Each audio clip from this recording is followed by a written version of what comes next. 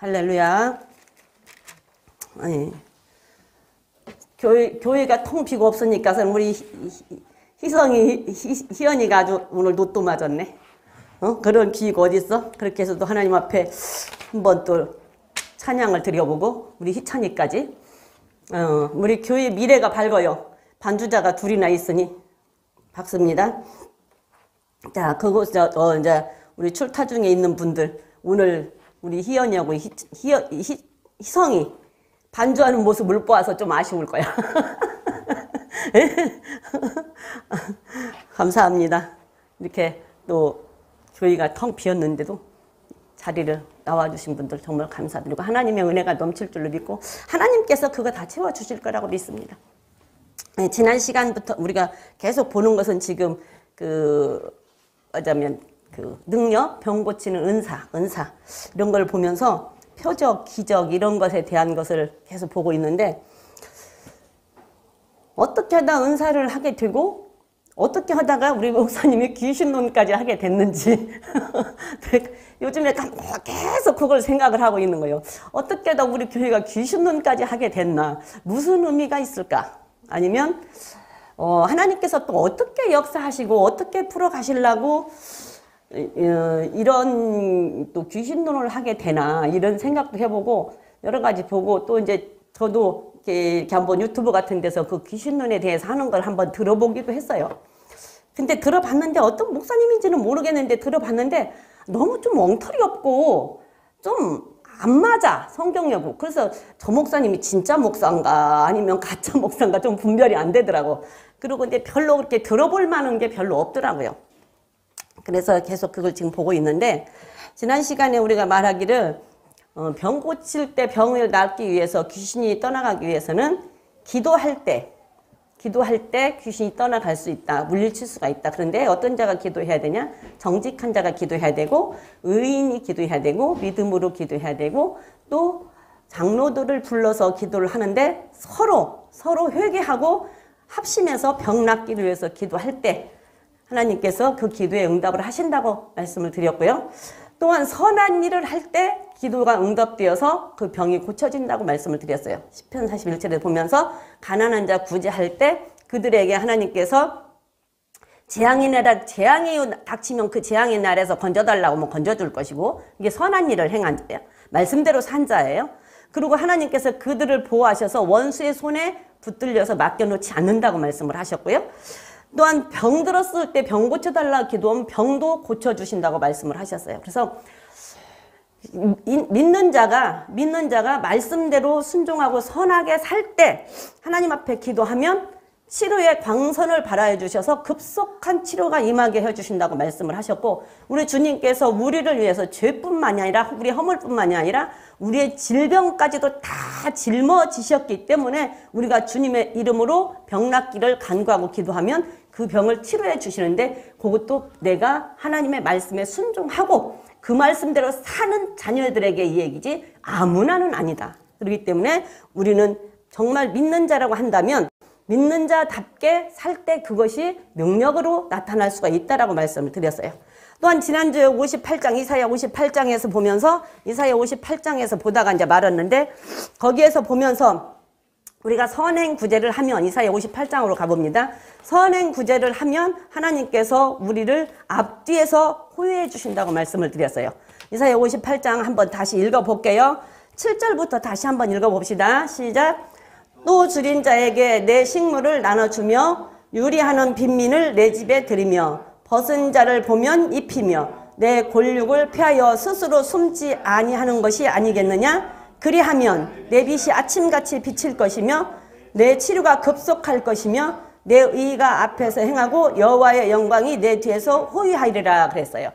그래서 우리가 구제할 때 줄인 자에게 식물을 나눠주고 벗은 자에게 옷을 입혀주고 그러니까 가난한 자 선행 구제하는 거를 말하는 거예요. 가난한 자 선행, 가난한 자를 보고 지나치지 말고 그들을 도와줄 수 있는 자를 말하는 거예요. 그렇게 할 때 또한 또 내 골육이 내 친척이 내 형제가 힘든 일을 당했을 때 그들을 말하자면 나에게 피해를 주고 나한테 무슨 저기를 할까 싶어서 그들과 소식을 끊고 그들하고 연락하지 않고 끊어버리고 내 집에 왔을 때 없다라고 얘기를 하고 피해버리는 그런 일을 하지 말라는 얘기예요. 왜? 믿지 않는, 아니 내 형제가 아닌 사람도 하나님의 자녀인데, 하나님의 자녀이기 때문에 우리가 도와줘야 되는데, 피를 나눈 내 형제 골육은 더군다나 더 같이 도울 수 있으면 도와야 되고 먹일 수 있으면 먹여줘야 되는데, 그들을 위해서 피하고 숨는 거 하나님께서는 원치 않는 자. 그래서 형제 간에 화목하라는 얘기예요. 형제 간에 골육 간에 친척 간에 화해하고 잘 지내라는 얘기잖아요. 그래서 다 잘 지내고 그들이 힘들고 어렵고 했을 때는 그들에게도 좀 먹을 것을 나눠줄 수 있는 자가 되면 그렇게 하라고 하나님께서는 말씀을 하시는 거예요. 그렇게 하면 하나님께서 말을 하기를, 그렇게 하면 빛이 아침같이 환하게, 내가 가는 길에 항상 빛이 밝아. 어두움이 없다라는 얘기예요. 재앙이 없고 환란이 없다라는 얘기예요. 빛이 밝아. 항상 길이 항상 형통해. 그렇게 비칠 것이고 급속한 치료가 임할 것이다 그랬어요. 그래서 말라기에서 보면은 여호와를 경외하는 자가, 말라기 2장에서 보면 여호와를 경외하는 자가 치료의 광선을 발하여 준다고 그랬거든요. 그래서 외양간의 송아지처럼 뛰며 여호와를 찬양한다고 그랬어요. 그렇기 때문에 그러한 자에게 급속한 치료가 임한대. 치료의 광선을 발해서 급속한 치료가 임할 것이며 내 의가, 내가 행한 의가 하나님 앞에 빛으로 나타나고 그 다음에 그 빛이 하나님의 영광이 내 뒤에서 나를 호위하면, 나를 하나님께서 천군 천사로 호위해버리고 두루두는 화영검으로 나를 막아버리면 어느 누구도 나를 만질 자가 없다라는 얘기예요. 어느 누구도 나를 손댈 자가 없다라는 얘기예요. 그런 자가 되기 위해서는 어떻게 해야 되냐? 하나님께서는 선행 구제하라. 선하게 살고 구제하라. 그게 무슨 얘기냐? 말씀대로 살라는 얘기 한마디로. 그냥 계명 지키고 살라는 얘기 한마디로. 그렇게 말하면 그렇게 하라는 얘기예요. 그리고 나서 9절에 보니까 내가 부를 때에는 나 여호와가 응답하겠고 내가 부르짖을 때는 말하기를 내가 여기 있다 하리라. 만일 네가 너희 중에서 멍에와 손가락질과 허망한 말을 제하여 버리고 줄인 자에게 내 심정을 통하며 괴로워하는 자의 마음을 만족해 하면 내 빛이 흑암 중에서 발하여 내 어둠이 낮과 같이 될 것이라 그랬어요. 네가 그렇게 살면 하나님 앞에 기도할 때 하나님 부르면 나 여기 있다. 아버지 부르면 나 여기 있다. 맨날 우리 희찬이가 아빠 그러잖아요. 그러면 아빠 그럼 목사님이 그러잖아요. 그런 것처럼 우리가 하나님 앞에 하나님 아버지 그러면 나 여기 있다. 왜? 이러고 대답한다는 얘기예요. 그러면 우리가 하나님을 부를 때 우리에게 구하는 것은, 우리가 하나님을 부르고 하나님 앞에 요구하는 것은 무엇이든지 다 하나님께서 응답하신 들어주신다라는 얘기예요. 그걸 다 해결해 주신다라는 얘기예요. 선행 구제하고 살 때, 말씀대로 살 때, 순종하고 살 때, 계명 지키고 살 때, 그렇게 살 때 이게 다 계명이잖아요. 내가 내 이웃을 돌보라는 얘기, 잠언서에 보면 구제하라는 얘기, 지금 구제에 대한 얘기가 아니기 때문에 이제 안 하는데, 이게 선행을 구제하는 구절이 어마어마하게 잠언서에 많이 나와요. 신명기에도 나오고, 구제하는 목적과 구제하라는 명령과 구제하면 어떻게 된다라는 것이, 구제에 대해서 이 얘기를 1시간을 넘게 2시간을 해야 될 정도로 어마어마하게 많이 나옵니다. 그래서 구제는 이 세상에는 가난한 자가 끊어질 수가 없어요. 가난한 자는 이 세상에 있는 동안 안 끊겨. 그런데 하나님께서는 또 말하기를 가난한 자도 하나님의 자녀고 부자도 하나님의 자녀예요. 그래서 가난한 자나 부자가 너무 가난하고 부자 되면 나 혼자 잘 먹고 잘 살아가는 게 아니라 나를 통해서 그에게 좀 도와줘서 하나님의 자녀임을 나타내 주라고 나에게 돈을 주었다라는 얘기죠. 잠언서에 그런 말이 많아요. 그러면 그렇게 하라는데 그렇게 안 하고 나만 웅크려지니까 그런 자는 또 어떻게 된다라는 까지. 근데 그렇게 다 베풀면 자녀들에게까지 하나님께서 복을 주신다는 것이 엄청나게 많습니다. 선행구제라면. 그래서 말씀대로 순종하고 살면, 말씀대로 순종하고 사는 자가 능력이고, 말씀대로 순종하고 사는 자가 모든 하나님의 응답을 받는 거예요. 무엇을 보고 그것 때문에 그러는 것이 아니라. 그래서 하나님께서는 내가 여기 있다고 응답을 하겠고, 또 내가 하나님 앞에 부르짖을 때에 말하기를 내가 여기 있다 하니라. 만일 너희 중에서 멍에와 손가락질과 허망한 말을 제하여 버리고 줄인 자에게 심정을 동하며 괴로워하는 자의 마음을 만족해 하면, 배고픈 자 그들에게 먹을 것 주고 그들이 배고파서 힘들어할 때 그들 배고픈 사람은요 배만 부르면 만족해. 그쵸? 배고픈 사람은 배만 부르면 만족해. 그래서 배고픈 상태에서는 죄를 잘 안 져요. 죄를 지을 생각이 없어. 왜? 일단 먹는 게 문제예요. 먹는 게. 일단 먹는 것이 해결되는 게 첫 번째지, 다른 생각이 안 나. 뭐 명예? 돈? 뭐 이성? 생각이 안 나. 일단은 먹어야 돼. 일단은 먹어야지 다른 생각이 하나도 안 나. 그래서 배가 고플 때는 죄질 생각을 별로 안 해. 그리고 죄를 안 졌는데 일단 배가 부르고 모든 것이 넉넉하고 여유롭고 풍성해지면 이제 그때부터 다른 생각이 나는 거죠. 이성도 생각이 나고 명예도 생각이 나고 더 많은 것으로 더 많은 걸 누리고 싶은 생각 나고. 그런데 그렇게 할 때 뭐라 손가락질하고 허망한 말을 제하여 버리고 그랬잖아요. 그러니까 가난한 자를 볼 때 아이고 왜 저렇게 살아. 어떤 사람은 그런 얘기를 해요. 돈이 뭐 이렇게 하다 보면 돈이 뭐 만 원도 없다, 뭐 10만 원도 없다. 그러면 아이고 그 나이에 돈 만 원도 없이 어떻게 살아? 그 나이에 돈 10만 원도 없이 어떻게 살아? 그 나이에 돈 100만 원이 없어서 못 쓸 정도면 어떻게 살아? 나는 그렇게 못 살아. 차라리 정말 죽었으면 죽었지 나는 그렇게 못 살아. 그런 말들을 많이 하거든요. 근데 없을 때는 진짜 만 원짜리 한 장도 없고 어떤 때는 없을 때는 1,000원짜리 한 장도 없을 때가 있어요. 근데 그거를 그렇게 말을 하면 안 된다고. 내가 안 겪어봤으니까 전혀 모르거든요. 근데 겪어본 사람은 진짜 없으려고 없는 게 아니라 없어요. 없으려고 없는 게 아니라 없어. 없을 수가 있어. 근데 그거를 생각을 못하는 거. 어떻게 살았으면 그렇게 살지? 어떻게 살았으면 그렇게 만 원짜리 한 장도 없이 다니지? 10만 원도 없이 어떻게 살지? 이런 말을 한다고요. 그리고 그 사람에 대해서 그 사람의 산 것을 무시한다고. 그렇게 하지 말라는 얘기예요. 제가 지난 시간에 얘기했잖아요. 남자들이 거지가 오면 나는 저 인간이 어떻게 젊었을 때 살았기에 지금 저러고 다니나. 난 그랬다니까. 그러고 안 줬어요.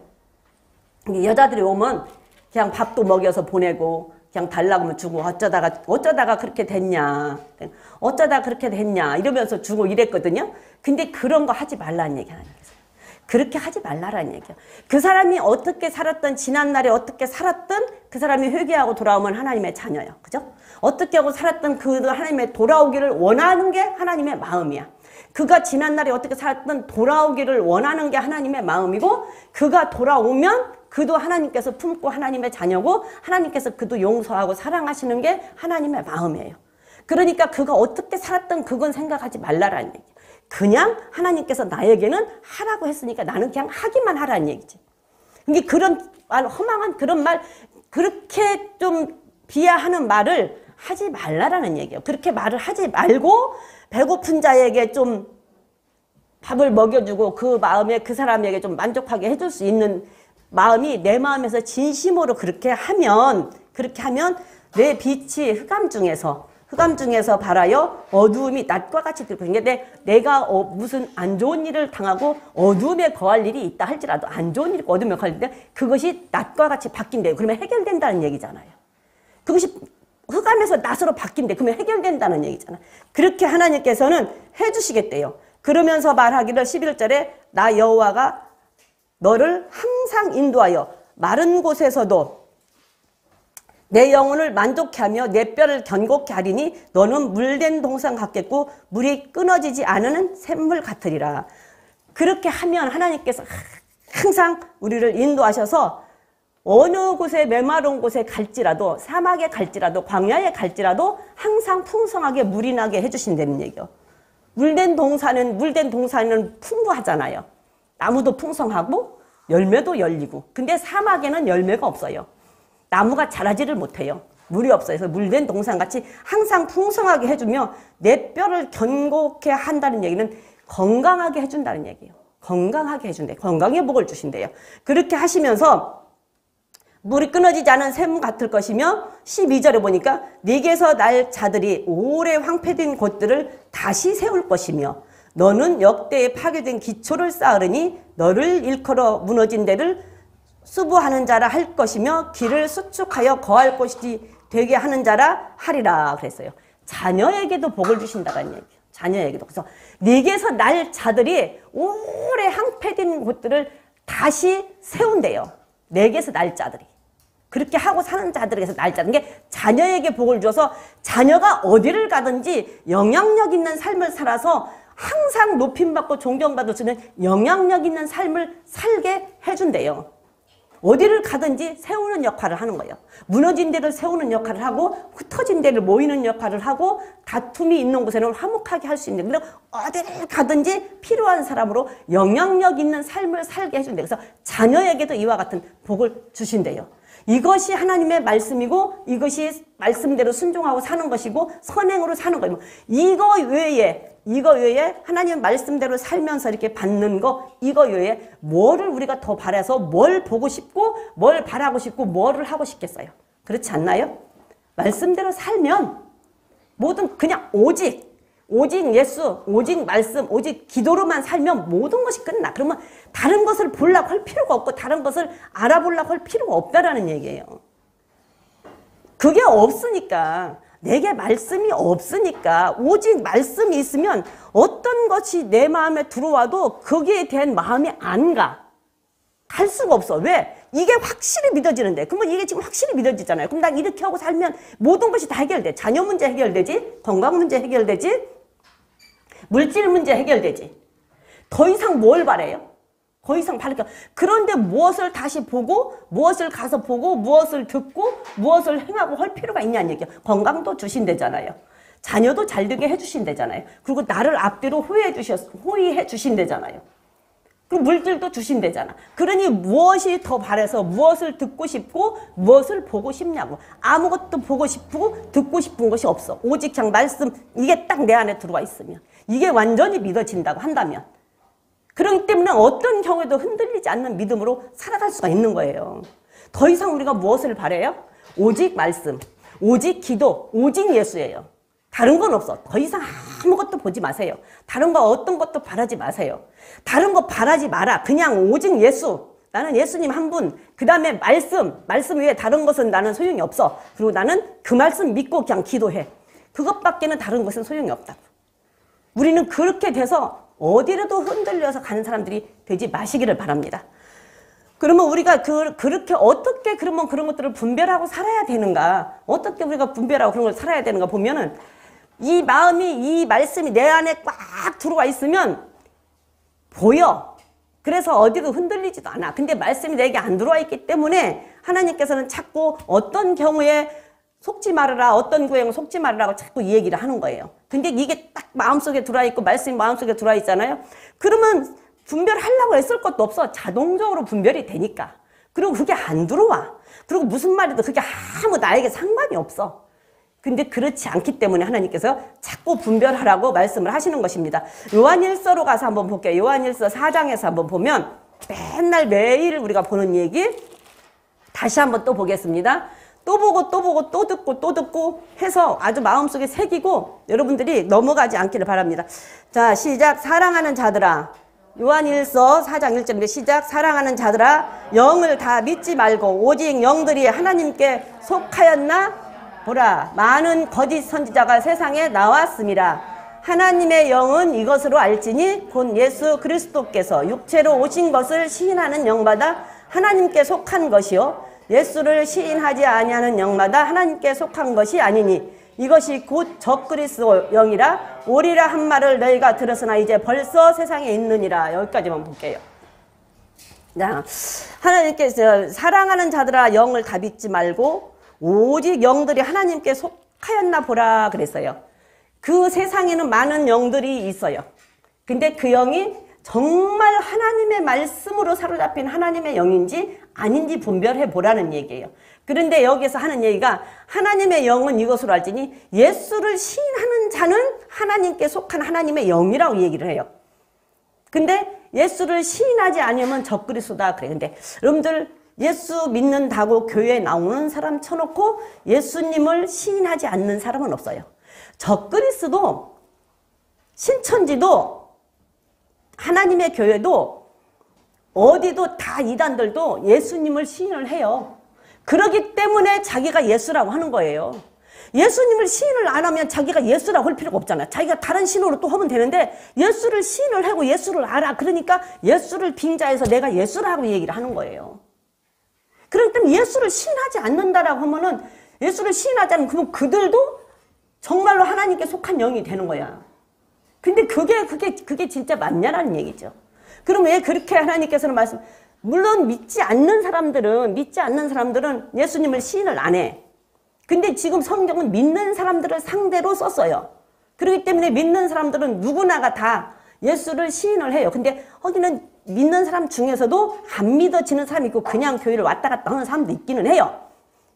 예수님 뭐 진짜 있는지 없는지 어떻게 알아? 예수님 하나님이 있는지 없는지 어떻게 알아? 천국이 있는지 없는지 어떻게 알아? 그러면서 그냥 교제하기 위해서 그냥 교회 왔다 갔다 하는 사람도 있기는 해. 교회 나오는 사람 중에도. 그러나 모든 사람들이 예수 믿는다고 교회 온 사람은 예수를 모르는 사람이었고 하나님의 아들이라는 사실을 모르는 사람이었고 십자가에서 죽고 부활하셨다는 것을 모르는 사람이 없어요. 이단들도 다 예수를 안다니까. 그러니까 자기가 예수라고 나선 거라니까요. 그런데 벌써 왔다고 했으니까 이단들도 이 세상에 많죠. 근데 4절에 보니까 자녀들아 너희는 하나님께 속하였고 또 저희를 이기었나니 이는 너희 안에 계시니가 세상에 있는 이보다 크심이라 그랬어요. 너희는 하나님께 속하였고 또 저희를 이기었나니 그랬어요. 우리는 하나님 앞에 속해 있으면 그렇게 시인하고 예수님을 시인한다 할지라도 그들이 말하는 것에 대해서 우리가 보면은 이미 우리는 그들을 이겼어. 왜? 아까 얘기한 것처럼 말씀이 내 안에 들어와 있으면 그들하고 흔들리질 않아요. 그들이 무슨 말을 한다 할지라도 내 마음에 말씀이 다 들어와서 딱 말씀으로 채워져 있고 이 말씀이 확실히 믿어지면 어떤 말을 누가 한다 할지라도 거기에 넘어가질 않아. 그러면 내가 이겼대. 누가 이겼기 때문에? 하나님이 이겼기 때문에. 예수님이 이겼기 때문에. 예수님께서 요한복음 16장에서 이렇게 말씀하셨어요. 환난을 당하나 너희는 담대하라. 내가 세상을 이겼노라라고 말씀을 하셨어. 그래서 예수님이 이 땅에 오셔서 마귀의 일을 멸하러 오셨기 때문에 예수님께서는 세상을 이미 이기셨기 때문에 우리는 그 예수를 시인하고 믿는 거예요. 예수님이 세상에 오셔서 세상을 이겨서 너희는 환난을 당하나 세상에서 환난을 당하나 우리가 세상에서 환난 당할 거 예수님이 알고 계시는 거예요. 돌아가시기 전에 그 얘기를 하셨어. 우리가 세상에서 환난 당하는 걸 알고 있어. 왜? 적그리스도들이 이 땅에 다 와 있기 때문에. 많이 와 있기 때문에. 그리고 너무 영들이 많아서 이 하나님의 다 하나님의 속한 하나님의 영이라고 그러고 이단들은 우리 보고 이단이라고 그러잖아. 신천지 우리 보고 잘못된 이단이라고 그러잖아요. 안산홍 교회도 우리 보고 이단이라고 그래요. 우리는 그들 보고 이단. 그러니까 서로 이단이라고. 하나님 앞에 가보면 알겠지. 하나님 앞에 가보면. 근데 분명한 것은 예수가 아닌데 지가 예수라고 하니까 분명히 이단이지요. 근데 지는 거기에 또 타당하게 말씀을 찾아서 지가 이렇게 해서 예수라고 얘기를 하는 거지. 그런데 그것들을 보면은 예수님께서는 우리가 세상에서 환난 당할 걸 알아. 그러니까서 나는 너희가 세상에서 환난을 당하나 강하고 담대하라. 흔들리지 말아라. 그리고 담대하게 외쳐라. 아니라라고 외쳐라. 이게 강하라는 얘기는 내 내면이 말씀으로 꽉 차 있으면 안 움직인다니까. 이게 안 받아. 오는 것을 안 받아. 내 내면이 말씀으로 꽉 차 있으면 바깥에서 뭐가 와도 이게 안 받아져. 그러니까 강하라는 얘기야. 네 내면을 강하게 해라. 무엇으로? 오직 말씀, 오직 예수, 오직 기도로 네 내면을 강하게 해라. 그러면 외부에서 어떤 것이 온다 할지라도 그걸 받지 않은 게 안 흔들려. 그리고 담대하라. 내가 세상을 이기었노라. 우리는 예수님을 믿기 때문에 우리가 세상을 이긴 자들이에요. 예수님만 내 안에 딱 있으면. 그러니까 하나님께서 4절에 보니까 저희를 이기었나니 이는 너희 안에 계시니가 세상에 있는 이보다 크니. 이게 세상의 적그리스도 세상의 가짜 이단들 아무리 그들이 있다 할지라도 그보다 크신 이가 예수님이라는 얘기예요. 근데 그분이 세상을 이겼다고 말했으니까 우리는 이미 세상을 이긴 거라는 얘기지. 그분의 말씀이 내 안에 꽉 차 있으면 그러면 안 흔들린다는 얘기예요. 흔들리지 않는 게 내가 그게 꽉 차 있지 않고 뭔가 허전하고 뭔가 내가 이 만족이 없으니까 뭔가 좀 만족하고 싶고 뭔가 좀 갖고 싶고 뭔가 좀 듣고 싶고 뭔가 좀 보고 싶으니까 자꾸 여기저기 끼웃거리는 거지. 그렇지 않으면 딱 그 말씀이 내 중심에서 꽉 있으면 보고 싶은 것도 갖고 싶은 것도 없으니까 그들에게 귀를 기울이고 끼웃거리질 않는다는 얘기. 그래서 안 넘어가는 거예요. 그러면서 하는 말이 자 5절에 보니까 저희는 세상에 속한 거로 세상에 속한 말을 하며 세상이 저희의 말을 듣느니라. 우리는 하나님께 속하였으니 하나님을 아는 자는 우리 말을 듣고 하나님께 속하지 않은 자는 우리 말을 듣지 아니하니 진리의 영과 미혹의 영을 이로써 아느니라 그랬어요. 다 예수를 주라고 시인을 하는데 알 수 있는 것은 뭐냐? 예수라고 시인을 하면서 그들이 하는 걸 보면 말씀을 안 하고 세상 말을 많이 해. 다른 얘기를 많이 해. 다른 얘기들을.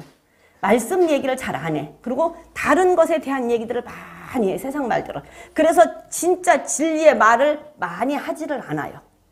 그리고 세상 것을 더 좋아해서 세상 말을 많이 하고 하면 그 사람들을 보면 알 수가 있는 거예요. 그래서 교회에서는 절대적으로 이 자리에서는 그냥 하나님의 말씀만 전해야지 세상 얘기, 세상 말, 세상 뭐 재밌는 얘기 이런 거 하는 게 좋은 것이 아니야.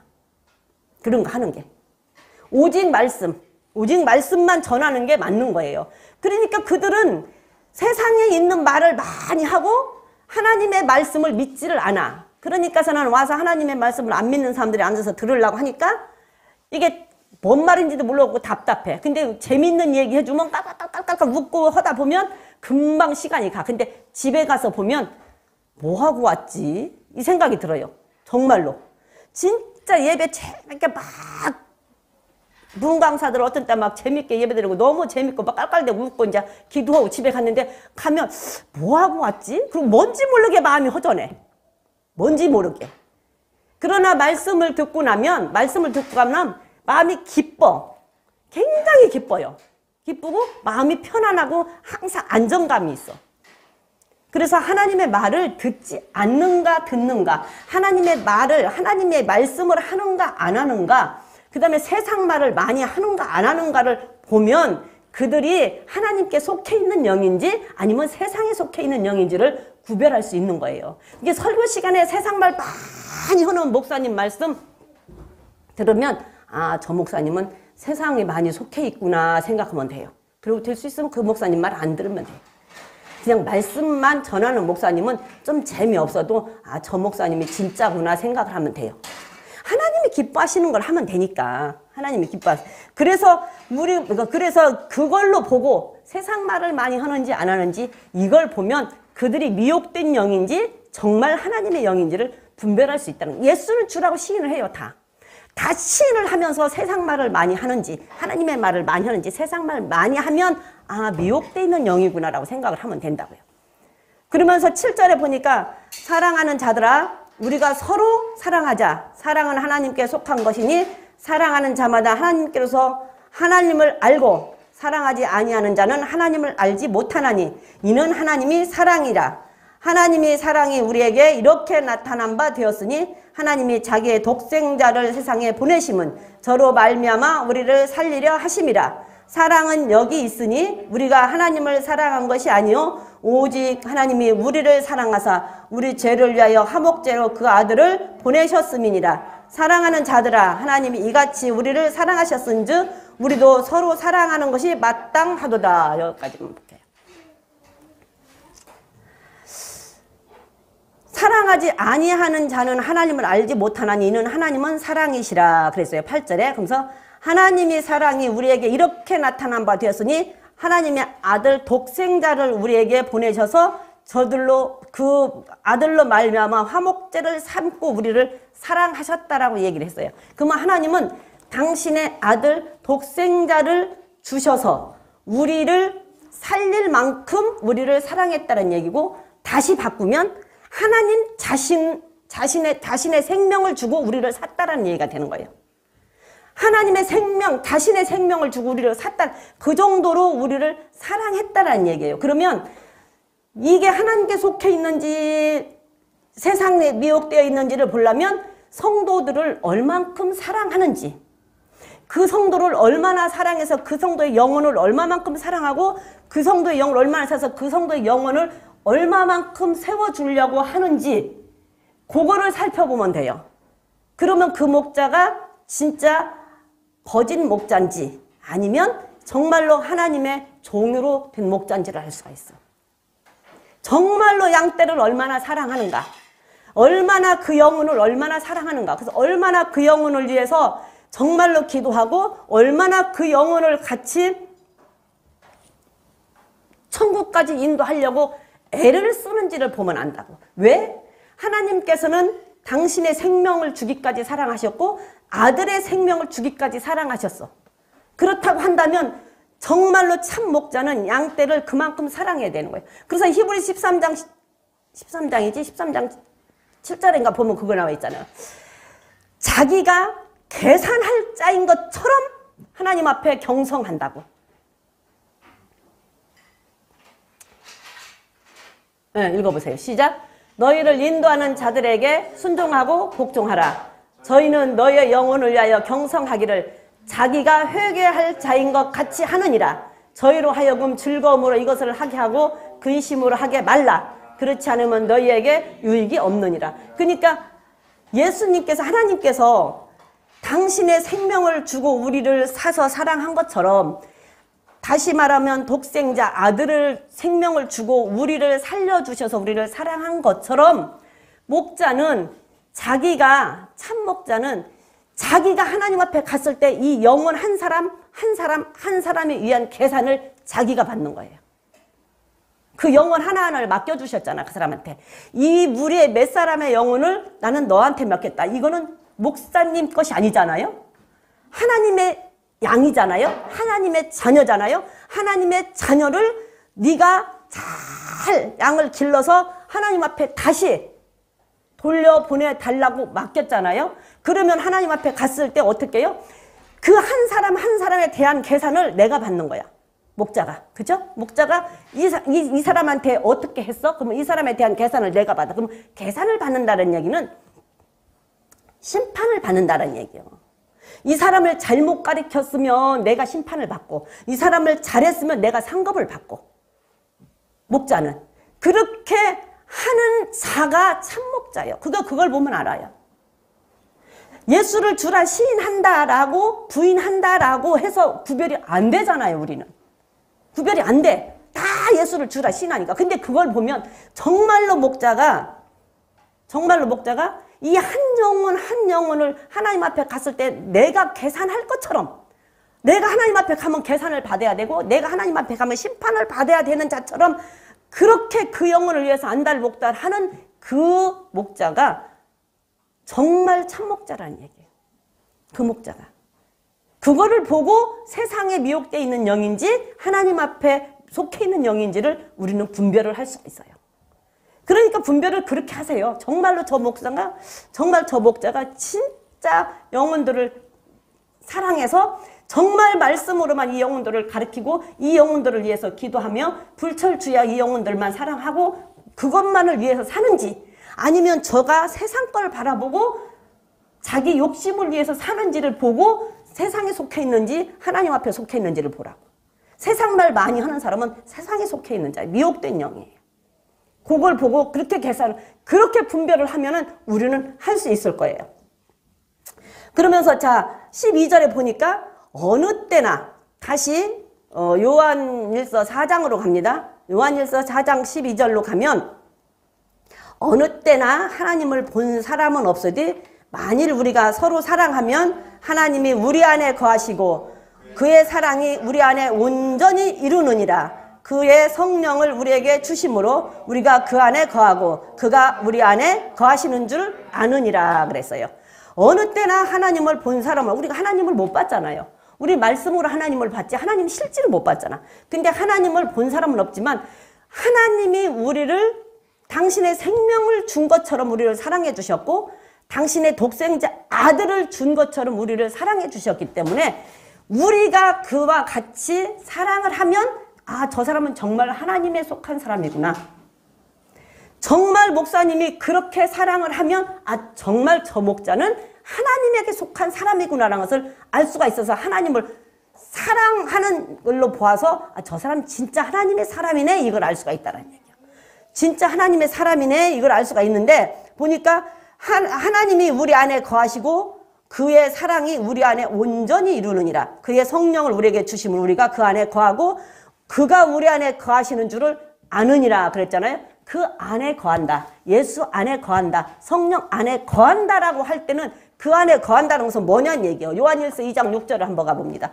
요한일서 2장 6절을 가보면 그 안에 거한다라고 할 때 내가 저 사람 안에 거한다. 저 사람 그 속에 있다라고 한다면 저가 거한다 하는 자는 그의 행하시는 대로 자기도 행할지니라 그랬어요. 우리가 성령 안에 거한다, 예수님 안에 거한다, 하나님 안에 거한다라고 하면, 우리가 예수님 안에 거한다라고 하면 예수님이 하는 일 그대로 우리도 해야 된대요. 그래야 예수님 안에 거하는 자가 되는 거예요. 예수님이 하는 일 그대로 해야. 그러면 다시 바꾸면 목자가, 참 목자는 예수님이 하시는 대로 행하느냐 안 행하느냐 보고 분별을 하면 되는 거예요. 그러면 예수님은 어떻게 행하셨어요? 예수님이 내가 목자다 그러고 항상 거들먹거리고 뭐 내놓으라 그러고 뭐 봤다 그러고 뭐 안 보면 뭐 어쩐다 그러고 그랬어요?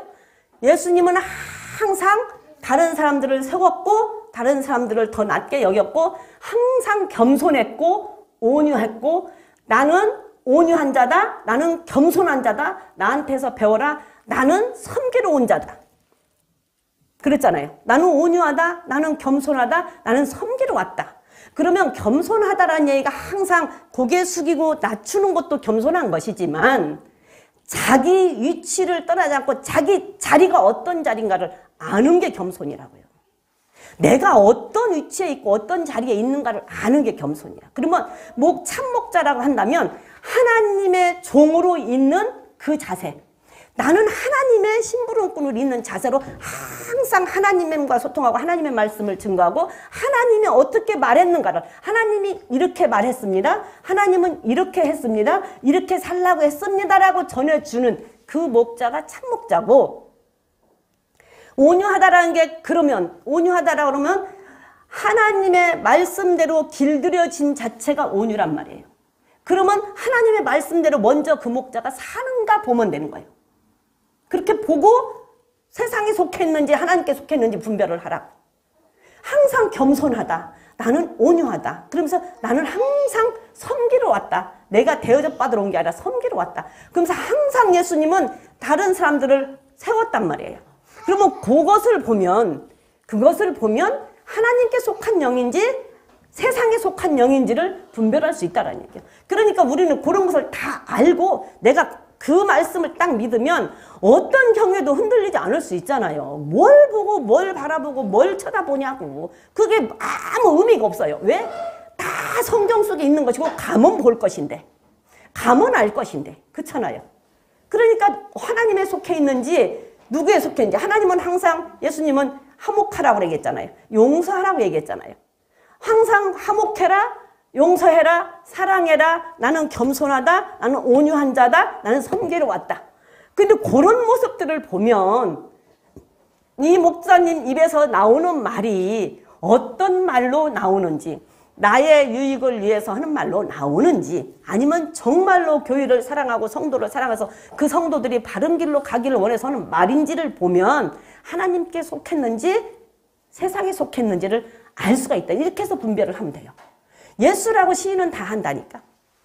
예수라고 시인은 다 해요. 이단도 시인해요. 예수라고. 그러니까 자기가 예수라고 나서는 거지. 시인 안 하면 자기가 예수라고 나서나 안 나서지요.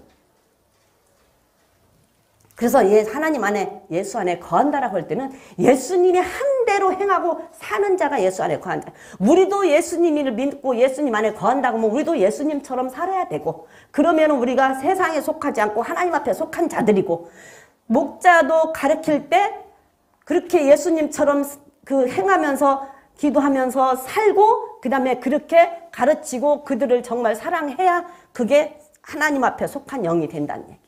그래서 그걸로 보고 우리가 분별을 하면 돼요. 자, 14절 봅니다. 아버지가 아들을 세상의 구주로, 요한일서 4장 다시 14절입니다. 아버지가 아들을 세상의 구주로 보내신 것을 우리가 보았고 또 증거하노니, 누구든지 예수를 하나님의 아들이라 시인하면 하나님이 저 안에 거하시고 저도 하나님 안에 거하시느니라.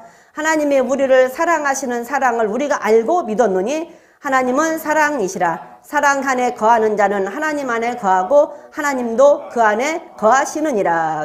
예수를, 누구든지 예수를 하나님의 아들이라 시인하면 하나님이 저 안에 거하시고 저도 하나님 안에 거하시느니라 그랬는데, 이 얘기 지금까지 했어요. 예수를 시인하는 것은 다 한다고. 근데 그런 걸 보면서 어떻게 하는지를 보면서 시인을 하라고. 그러면 시인을 한다라고 얘기는 정말로 내가 예수를 시인을 하면 내 행동이 바뀌어야 돼요. 내가 예수를 시인하면 그냥 말로만 하는 것이 아니라 말로 시인을 했으면 그 말에 대한 책임을 져야 되잖아요. 그러면 내 삶이 바뀌어야 되는 거예요. 말을 했으면 책임을 져야지 말에 땅에 떨어져 버리면 안 되잖아요. 뭔 말을 했으면 약속을 지켜야지 그 약속이 땅에 떨어져 버리고 그냥 없어지는 것이 되면 안 되잖아. 그렇잖아요? 그렇기 때문에 내가 입으로 시인했다고 할 때는 내 말이 한번 땅에 떨어졌으면 말이 한번 뱉으면 다시 주워 담을 수 없다 그러잖아요. 말을 한번 뱉으면 다시 주워 담을 수 없다 그러잖아요. 그러니까 말에 대한 책임감이 그렇게 큰 거야. 말에 대한 책임감이 그렇게 큰 거예요. 그래서 말을 했으면 시인을 했으면 그거 시인한 것에 대한 책임을 질 줄 아는 자가 하나님 앞에 속한 자예요. 근데 입술로는 다 말로만 시인하지 실질적으로 책임을 안 진다. 그런 걸 보면서 세상에 속한 말, 하나님께 속한 말을 분별을 할 줄 아는 저와 여러분들이 되시기를 부탁을 드립니다. 17절에 보면 이로써 사랑이 우리에게 온전히 이룬 것은 우리로 심판날에 담대함을 가지려 함이니 주의 어떠하심과 같이 우리도 세상에 그러하니라. 사랑 안에 두려움이 없고 온전한 사랑이 두려움을 내어 쫓나니 두려움에는 형벌이 있음이라. 두려워하는 자는 사랑 안에 온전히 이루지 못하느니라. 우리가 사랑함은 그가 먼저 우리를 사랑하셨습니다. 네. 사랑 안에 거하면 두려움이 없대잖아요.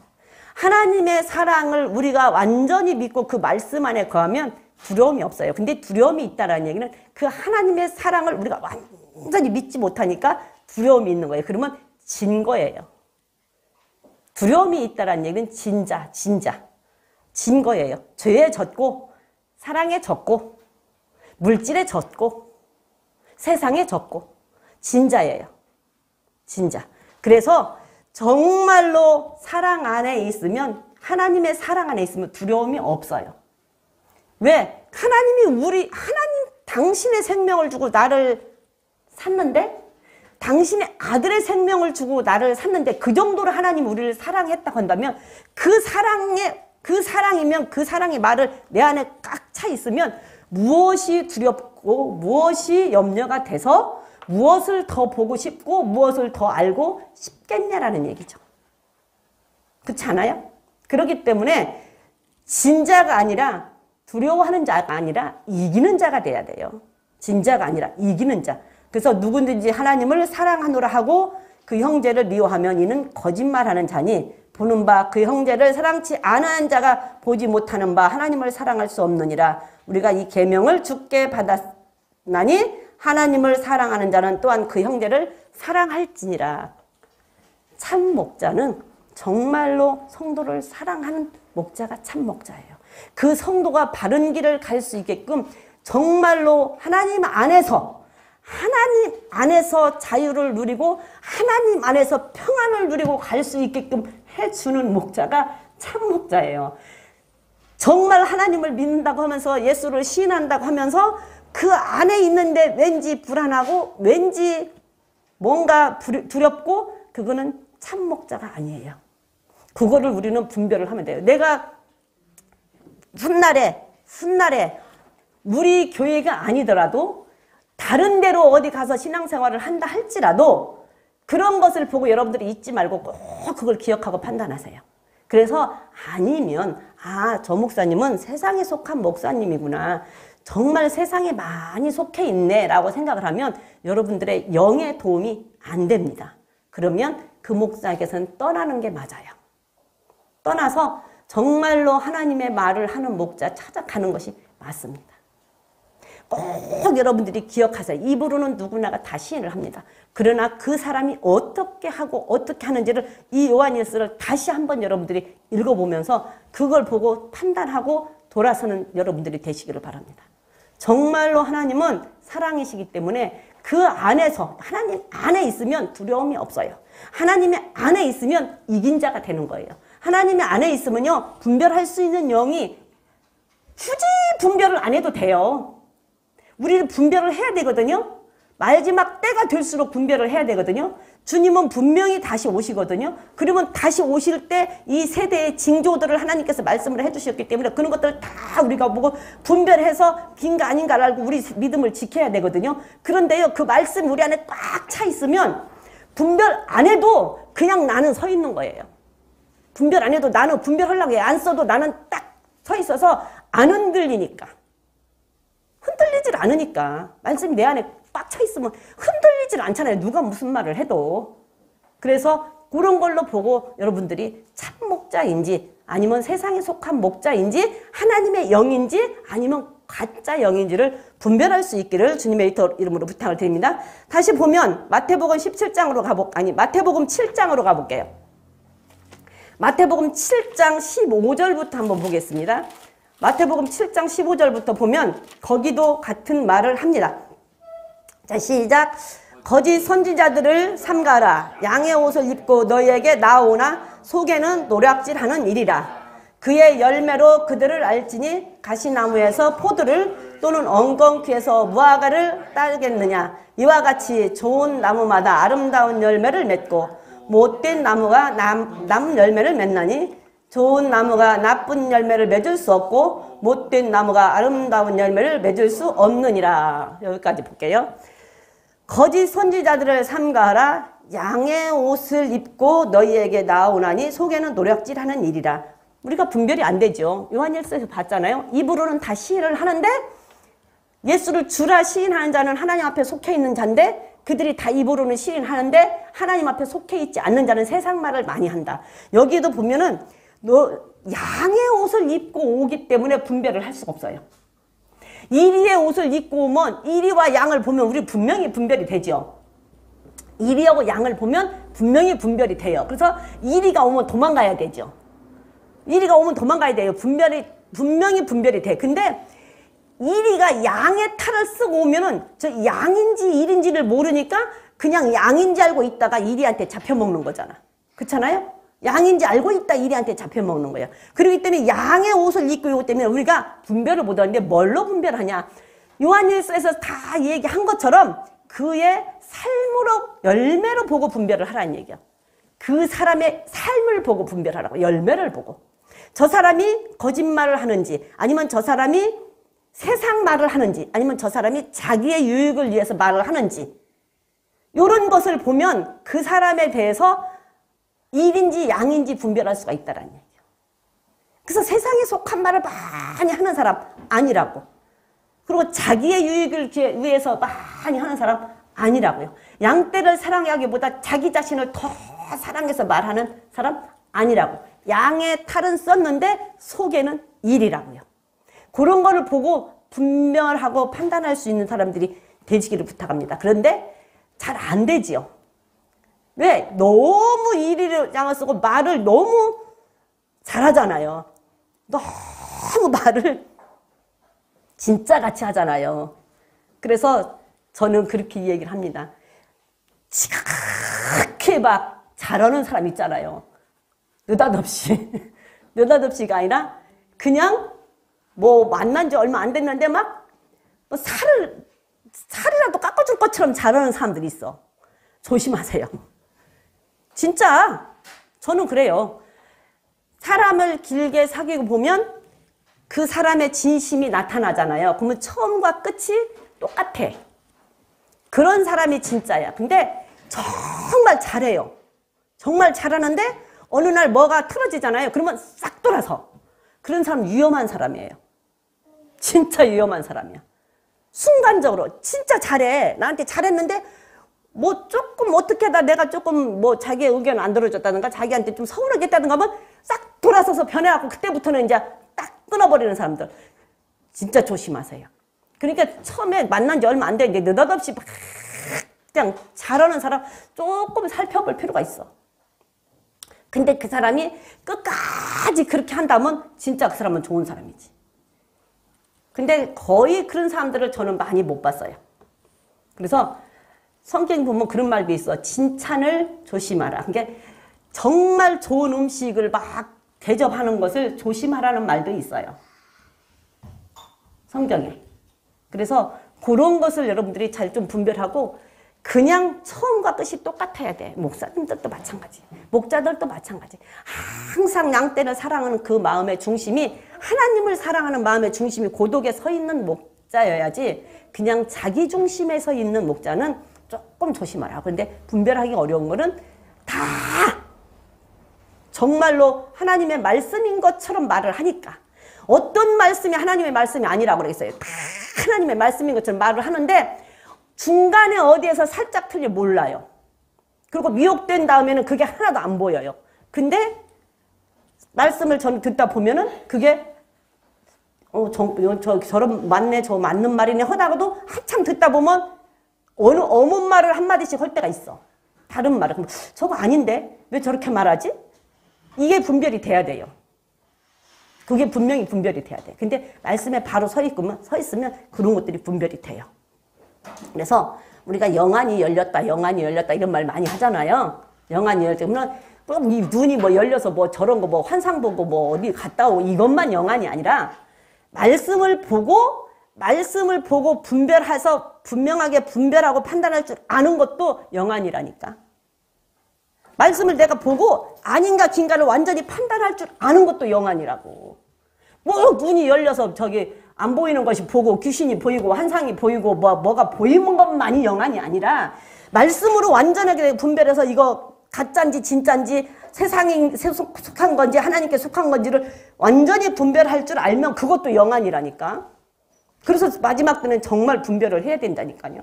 분별을 해야 되는데 그저 말씀이 내 안에 꽉 차 있으면 그냥 분별 안 해도 자동 분별이 돼. 안 흔들려. 어떤 경우에도.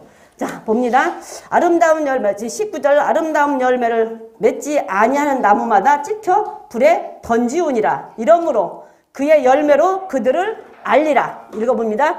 나더러 주여 주여 하는 자마다 천국에 다 들어갈 것이 아니요 다만 하늘에 계신 내 아버지의 뜻대로 행하는 자야 들어가리라. 그날에 많은 사람이 나더러 이르되 주여 주여 우리가 주의 이름으로 선지자 노릇하며 주의 이름으로 귀신을 쫓아내며 주의 이름으로 많은 권능을 행치 아니하였나이까 하리니 그때 내가 저희에게 밝히 말하되 내가 너희를 도무지 알지 못하니 불법을 행하는 자들아 내게서 떠나가라 하리라. 그러므로 누구든지 거기까지만.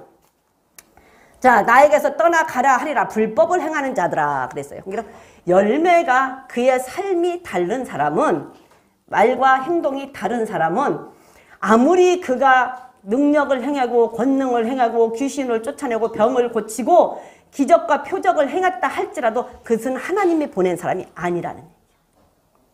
하나님이 보낸 사람이 아니라고. 에레미야서 보면 그런 말이 있어요. 다음 시간에 할 건데 하나님이 안 보냈는데 열심히 한대. 나는 그들을 보낸 적이 없다. 근데 여기서 그 말이에요. 지금 나더러 주여 주여 하는 자가 하나님 앞 주여 주여 하는 자가 귀신도 쫓아내고 병도 고치고 능력과 기적을 행하는데 하나님께서 분명하게 말하는 것은 나는 너를 도무지 모르겠다. 불법을 행하는 자들아 내게서 떠나가라. 불법이래잖아요. 법을 어겼대잖아요. 법을 어겼대잖아요. 그러니까 하나님의 말씀, 하나님은 법을 어겼다라고 얘기를 하는 얘기는 이런 자들이 없는 게 아니죠. 있죠. 정말 하나님의 말씀으로 능력을 행하고 기적을 행하는 자들이 많이 있죠. 바울도 그랬고 베드로도 그랬고 정말로 하나님께서 필요하시면 하나님께서 하신다라는 얘기예요. 근데 그렇지 않은 자들도 한다라는 얘기죠. 그러니까 속지 말라라는 얘기죠. 그러니까 오로지 너희들은 하나님의 뜻대로 행해야 천국을 가지 요렇게 했다고 천국 가는 거 아닌 게 요런 사람들 표적 쫓아가지 말라라는 얘기를 하는 거예요. 이런 사람들 쫓아가지 말아라. 이렇게 한다고 해서 그 사람들이 다 천국을 가는 것이 아니고 오직 하나님의 뜻대로 하나님의 말씀대로 살아야 천국을 가니까 너희들은 이런 사람들 쫓아가지 말아라. 나는 그런 사람들이 나보고 그렇게 와서 했다고 그렇게 하는데 나는 그 사람들을 모른다고 얘기했다. 하나님 모른다고 얘기를 했대잖아요. 나는 절대 그 사람들 모른다고 얘기했다. 그 사람들은 법을 어긴 사람들이다. 그러니까서 나는 너희들은 그런 사람들 쫓아가려고 하지 말으라라는 얘기로 해석을 할 수도 있어요. 우리가 지금은 은사에 대해서 병 고치는 것에 대해서 귀신에 대해서 말을 하고 있기 때문에 그러면서 하는 말이 나는 너희를 도무지 모른다. 그 사람들 쫓아가지 말아라. 자, 그러면서 24절에 보니까 그러므로 누구든지 이 말을 듣고 행하는 자는 그 집을 반석 위에 지은 지혜로운 사람 같으니 비가 내리고 창수가 나고 바람이 불어 그 집에 부딪히되 무너지지 아니하나니 이는 주초에 반석 위에 놓은 연고요. 아무리 능력을 행한다, 기적을 행한다, 병을 고친다, 어쩐다 할지라도, 지금은 은사의 대상이가 그쪽으로 보면 그런다 할지라도 그들을 쫓아가지 말라. 이 말을 듣고 흔들리지 않는 사람은 지혜로운 사람이다. 그래서 반석 위에 세워진 오직 예수 그리스도 위에 세워진 네 마음의 성전이다. 그러니 그런 사람들은 비가 오나 눈이 오나 바람이 부나 태풍이 부나 환경적으로 어떤 환란이 오나 어떤 고난이 오나 어떤 유혹이 오나 흔들리지 않고 굳건하게 서 있다. 반석에 서 있는 것처럼 반석이 든든하게 서 있잖아요. 그런 것처럼 네 마음이 든든하게 서 있어서 어떤 일이 생겨도 고난이 와도 환란이 와도 시련이 와도 비가 와도 눈이 와도 태풍이 불어도 흔들리지 않는다라는 얘기예요. 그래서 그런 자들을 안 쫓아가는 믿음을 가진 자라는 얘기예요. 그런데 그렇지 않는 자는 27절에 보니까 26절에 보니까 나의 말을 듣고 행치 아니하는 자는 그 집을 모래 위에 지은 어리석은 사람 같으리니 비가 내리고 창수가 나고 바람이 불어 그 집이 부대침에 무너져 그 무너짐이 심하니라. 이게 말씀에 굳건하게 서 있지 않으면 그런 것들을 보고 쫓아가. 나더러 주여 주여 하는 자마다 나는 도무지 모른다. 능력도 해냈고 권능도 해냈고 병도 고쳤고 귀신도 쫓아내고 별짓을 했지만 나는 모른다. 근데 그들을 쫓아가는 믿음을 가진 자, 내가 말을 듣고 오로지 하나님의 말씀을 듣지 않으면 그런 자를 쫓아가는 자가 된다. 그런 자를 쫓아가면 결국에 그 믿음은 흔들리는 믿음이라 비가 오면 환란이 오면 고난이 오면 풍파가 오면 태풍이 불면 싹 떠날려가서 믿음이 뒤로 떠날려가 버려서 구원받지 못한다는 얘기가 되는 거예요. 그러기 때문에 그런데 치심하지 말고 오직 예수, 오직 말씀, 오직 기도로 하나님 앞에 바로 서서 비가 오나 시련이 오나 풍파가 오나 환란이 오나 태풍이 분다 할지라도 나는 오로지 하나님의 말씀이 아니면 어떤 것도 나는 귀에 담지 않고 어떤 것도 보지 않겠다라고 하는 그 말씀에 확실하게 서 있으면 어떤 것이 와도 흔들리지 않는 반석에 딱 집을 지은 지혜로운 사람이 되는 거예요. 저와 여러분은 오직 말씀으로 지혜로운 사람이 되시기를 주님의 이름으로 부탁을 드립니다. 자, 오늘 말씀은 여기까지 마칠 거예요. 그리고 지금 딱 9시 반이네. 더 들어가면 할 수가 없어요. 그래서 여기까지 마치고 기도하고 돌아가시는데요.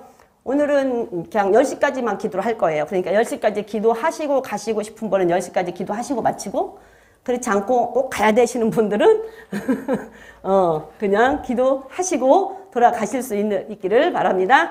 우리 주여 삼창하시고 이 말씀을 생각하면서 정말 분별할 수 있는 사람, 하나님의 말씀에 바로 서 있는 사람, 내가 정말로 하나님과 함께 할 수 있는 사람이 될 수 있도록 기도하시기 바랍니다. 주여 삼창하시겠습니다.